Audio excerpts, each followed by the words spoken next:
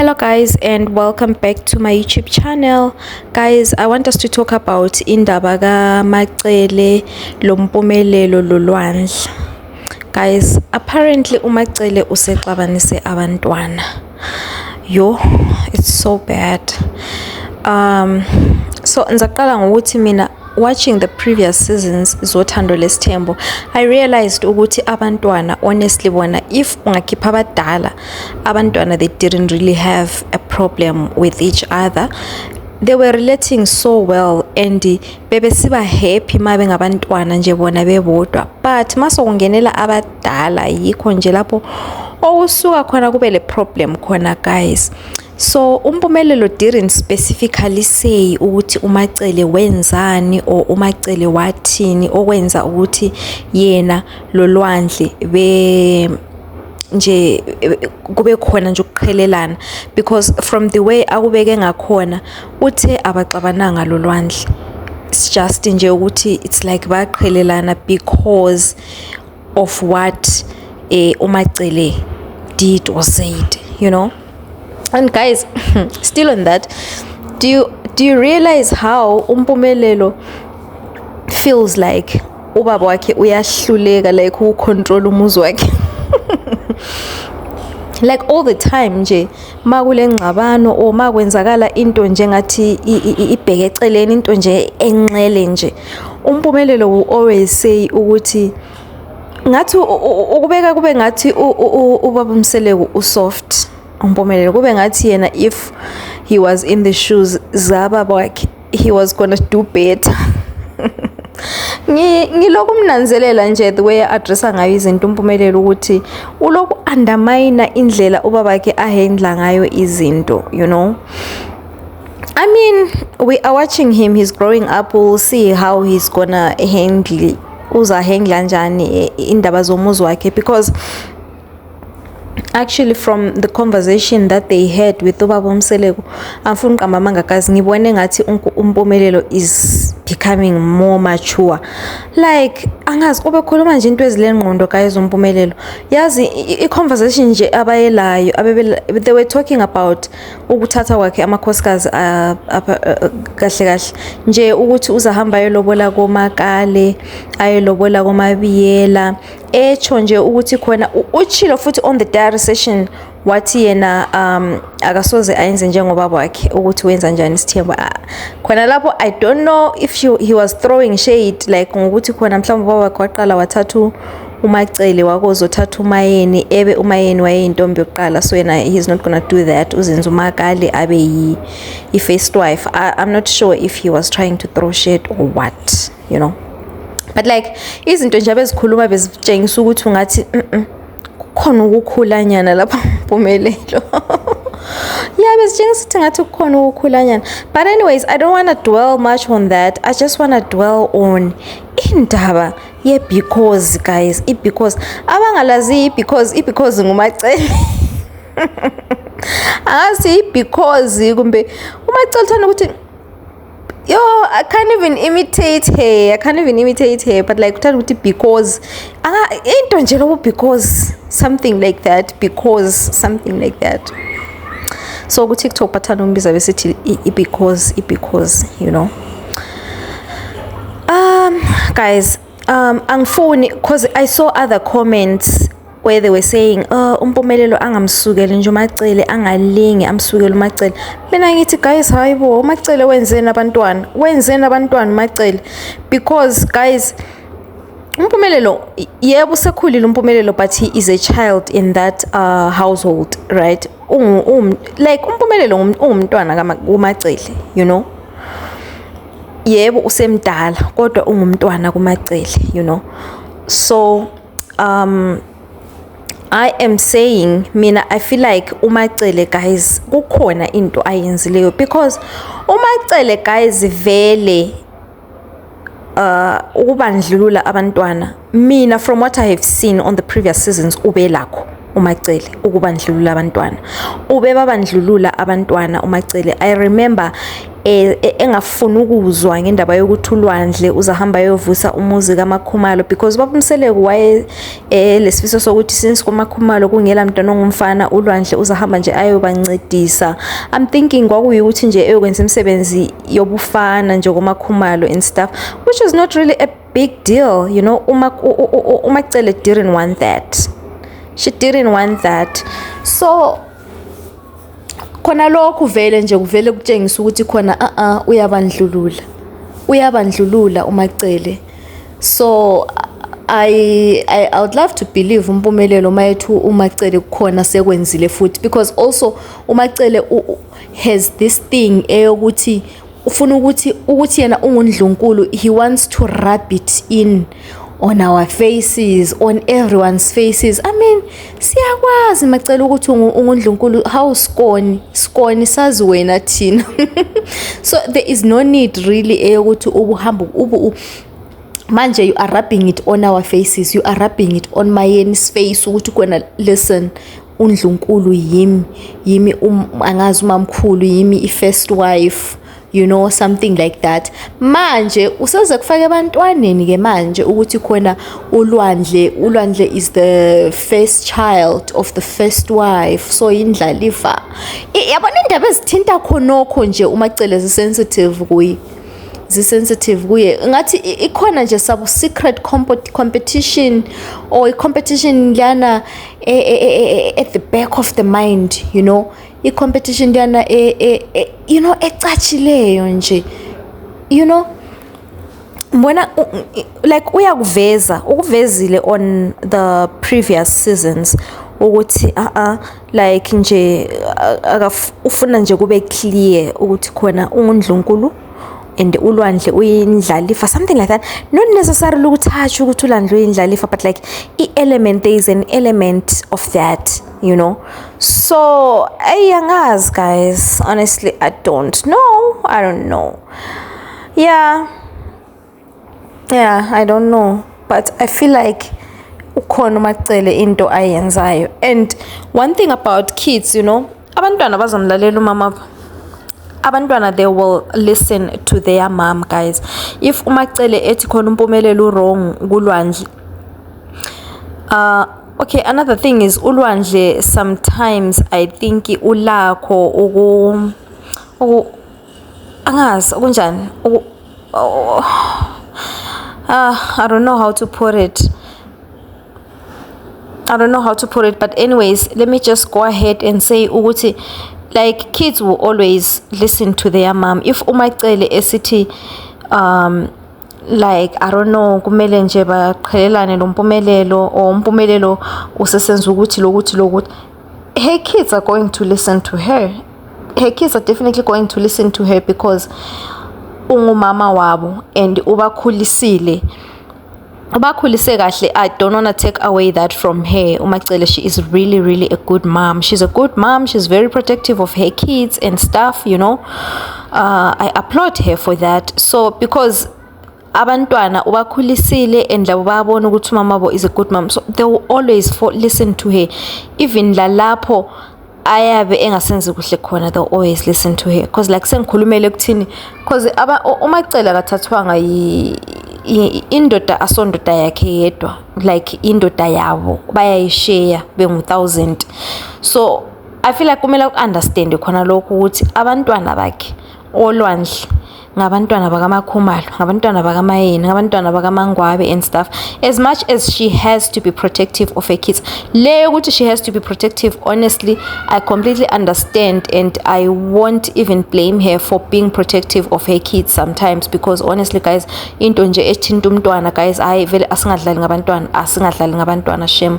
Wonke umzali, wonke umama ozeleyo will protect her child, you know, but in a setup way uchadele le ndoda yesithembu, I think kuba a bit different. Akufanani lanxa kunguthi it's like a one wife one husband type of thing, you know. Kube ukuthi mhlawumbe umntwana ufuna ukuyavakatsha komamdala, ufuna ukuyavakatsha komalume, ko-auntie, then lapho you can say hayi hlala phansi sizahamba sonke or into enjalo. But like esithenjini it's like kumele uwelele that thing yokuthi no, that one is also your mom. That one is also your mom, because kusuka kube ngathi uyabandlulula, because abantwana laba bazalwa ngumuntu oyi-one, they share the same dad, so you don't really have to amela nguba like ubaqhelisane kakhulu, because they will grow up and when you will die and when they will need each other mase bekhulile. Thola ukuthi uLwandle ekukhuleni kwakhe mhlawumbe uMpumelelo akhule aphumelele abe ngumuntu wezimali zakhe and stuff, maybe uLwandle will need help from uMpumelelo, but now nxa wena usubaxabanisile, how are they gonna help each other sebekhulile? Because bangasakhula layo leyo nto, leyo ngxabano bakhule layo, athwale nzima uLwandle, athwale nzima ebe ubhuti wakhe elezinto zakhe, ebe ubhuti wakhe ecebile ele everything, but kube nzima manje ukuthi ahambe aye kubhuti wakhe ukuthi aye ukuthi khona hey listen, yazi impilo iyangishaya, can you help me here and there, yabo, just because of into nje eyayifixable. I feel like sometimes honestly as parents they really have to put their differences aside for the sake of the kids, because kids are kids. Trust me, they love each other, those kids. They want to protect each other because bangabantwana bomuntu oyi-one, you know. Ngifisa ukuthi ngabona bengabazali ngabe bachumayeza abantwana ukuthi they should love each other, they should protect each other, you know, and not really care. Because honestly guys, if beef that the wives have beef, they have beef, you know, beef for days, you know, they don't like each other, we know that, it's natural, you know. Obviously umuntu othandana nendoda yakho vele uyamzonda, that one is a truth, you know. Umuntu olala lendoda yakho uyakunyanyisa vele, it's the truth, that one that we cannot dispute, you know. But lo muntu olala lendoda yakho mayeselalelayo waze wayizalela indoda yakho ube lawe uzele, those kids are siblings. Trust me, those kids have nothing, absolutely nothing to do with ukuthi hey omunye nguye waqalayo omunye nguye wagcina. Like they don't care. Those kids, they love each other, they see each other as siblings, you know, normal siblings. Lina badala yini kuphelele belixabana. So I feel like ayikho fair shem lento, ayikho fair, ihlukumeza abantwana kahle kahle, ihlukumeza abantwana because now so kumele bethandane besesaba becachisa, you know, so kumele bethandane becachisa besesaba because phela bazathethiswa ukuthi usenzani khona ngale, yeah what you hayi guys abadala ukuthi into nje le ndoda phakathi guys yaxabanisa, yo hayi into le ndoda phakathi. Yazi ukuthi ezinye izinto as humanity, ezinye izinto siyakwazi ukuzixolela, siyakwazi ukuzidlulisa, but okule ndoda phakathi, yes hayi okule ndoda phakathi kunzima guys, angazi kufunani, okule ndoda phakathi kunzima vele kuyaxabanisa and stuff. Yeah. And I feel like ngicabanga ukuthi vele weird into le abayenzayo, because I mean they know ukuthi indoda yabo indoda yesithembu, it's not like indoda echithileyo.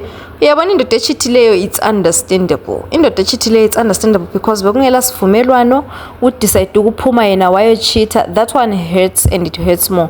But le esithembu ekhulumayo ekutshela emehlweni ukuthi lela mina amakhosikazi ngiyawathanda, abafazi ngiyabathanda, ngisazothatha abanye labanye, ekutshela, yazi ekutshelayo le, hayi guys, hayi ekutshela ingcono shem.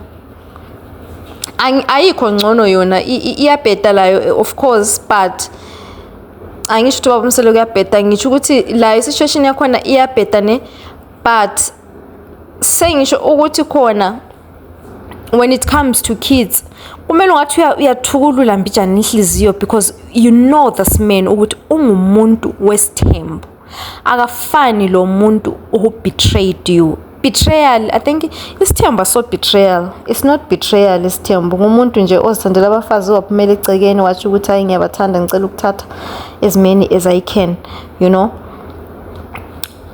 But kube la lo okuqambela amanga athi yena you are my one and only, then abese siya ku betray phandle aze azale. Oh, that one I would understand shem, I would understand ma umntaka makhwapheni esithi khona umntaka mamkhulu umamkhulu uyabaxabanisa lo mntana wakhe, you know, I would understand Liana, because I mean there's betrayal involved.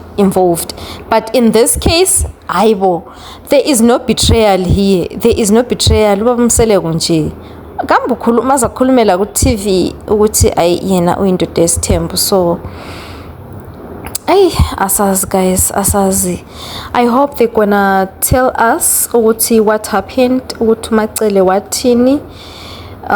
Because uMpumelelo did ask ubaba uMseleko did ask uMpumelelo ukuthi does he want ukuthi bahlaliswe phansi lolwandle and try to talk about this thing and crush it and then move on, you know. uMpumelelo wathi no, there's no problem because vele yena lolwandle they did not really fight or into enjalo. It's just that nje uMacele wangena phakathi kwabo, you see. So I hope bazohlaliswa phansi on camera ngoba indaba yabayiqala ku camera. So we are glued, like we lalela, we are Nkosi yami, can they involve us because what the hell, hayibo, can they involve us? We want to hear ukuthi uMacele wenzeni, utheni uMacele, sibe sesijaja ke sithi ukuthi hayi uphambanisile bantu, umuntu omdala uphambanisile lapha, or hayi ube right mhlawumbe protecting ingane yakhe, or whatever the case. We want to, sifuna ukuyizwa yonke.